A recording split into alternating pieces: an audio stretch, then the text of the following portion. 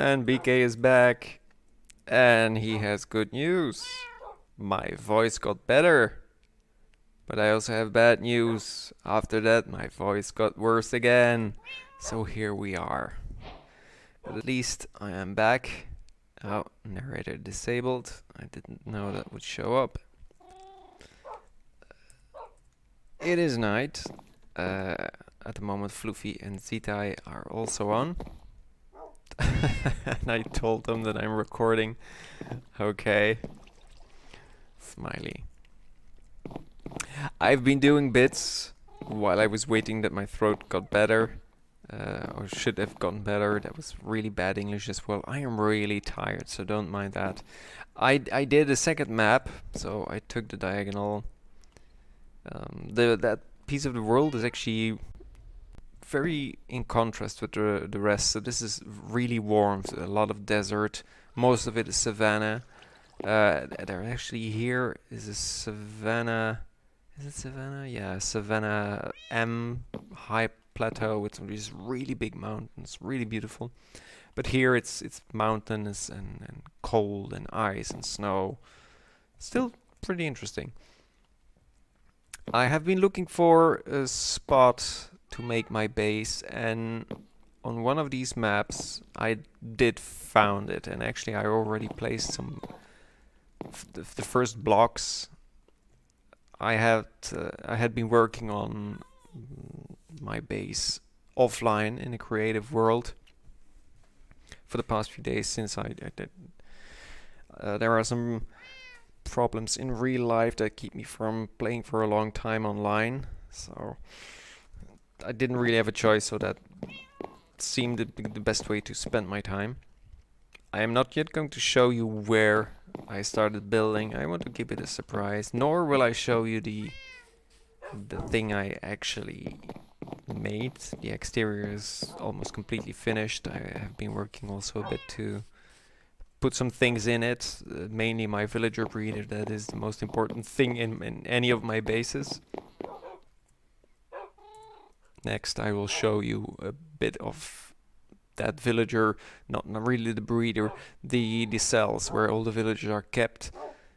I will show you a bit of redstone around that. It's not really that complex, so I'm sure that you might find it interesting. Perhaps you can get some ideas. I just prefer to do something new every time. I don't like repeating the same thing. It's always good to try something new, start from zero, and you never know that you find something really interesting. And even though I had some good ideas, I didn't really end up with what I wanted to, but let me show you. This is the result of a few hours of experimenting. Obviously, it's not the only thing that I've been doing. Don't mind those things. That's still from the triple cave spider spawner. This is what it will become in the end, or it should be. So the villagers are brought in by minecart, and some activator rails will make sure that any empty cell is filled up with a villager, and then at their feet there is some string which is detected by the what are they called? Observer blocks. So the observer blocks transfer the signal to the middle, where pistons will push down, or in this case retract the redstone block that activates the activator rail. Quite simple. Originally I went for something more complex because there was something very interesting about these minecarts, and I've done some experimenting again. Where was that? Yeah, right here. There is a certain order in which mobs get ejected from a minecart, which is completely different to what happens to you as a player, which is really weird. I don't know why that is. But there is an irregular order in which a mob, like a villager or a creeper, gets ejected. I'm not going to give you the exact order, you'll have to figure that out for yourself. But originally, my idea was to use that order to save up on some activator rails. So technically you could use 4 cells with just one activator rail, but it's really complex to prevent any of the ejections to happen.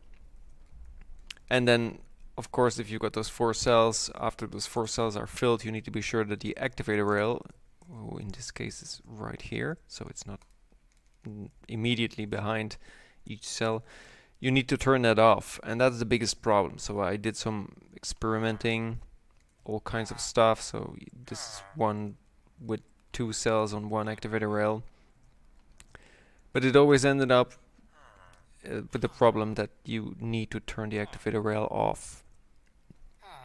So I dropped that and I went back to the older idea of having one activator rail. No, it's not activator rail. Is it activator rail? Oh yes, it is. Per cell. So again, I put it diagonally. It all has to do with the order in which the ejection happens. Yeah, that's it. That's how simple it is. Unfortunately, I would have preferred to use something more complex, but this will have to do.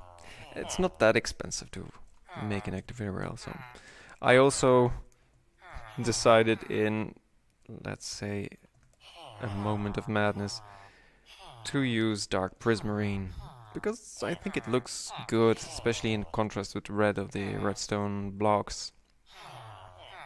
But obviously we do not yet have an ocean monument raided on the realm, so getting dark prismarine will be quite a problem. And as you can see, it's necessary to keep the villagers in their place, and I'm not going to use something temporarily and then change it all afterwards. There's no use in that. So that's why I decided to start breeding somewhere else in a remote spot. So if that can bring something positive to my gameplay, then at least I've got that. And then making the actual villager breeder in my base will have to wait for a bit. But I'm already preparing, gathering stuff.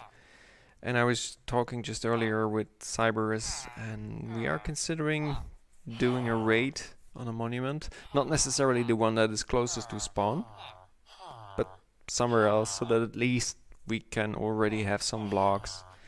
And we keep the monument near spawn for a community activity, which always is quite fun. Another thing that I didn't show you already is the triple cave spider spawner, which I mentioned just earlier. I could show you around.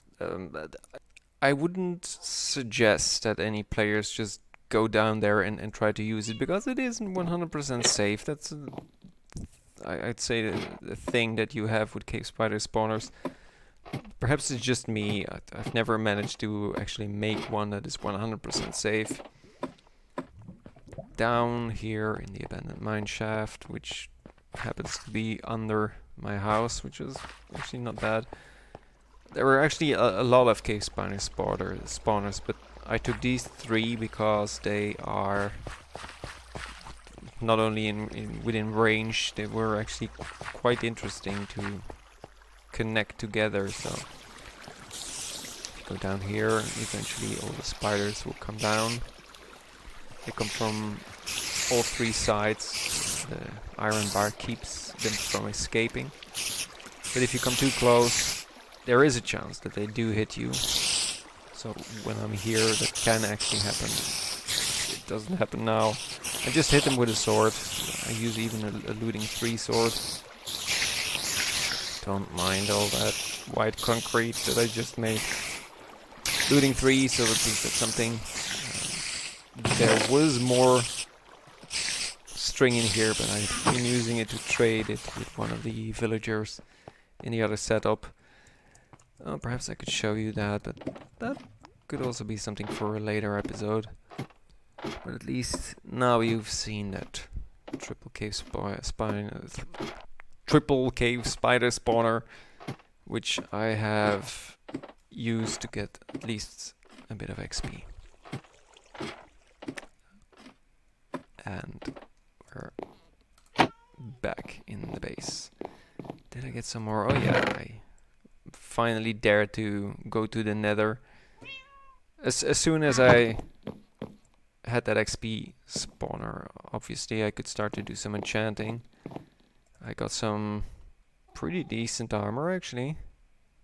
Oh, you already saw that. I already had that golden helmet.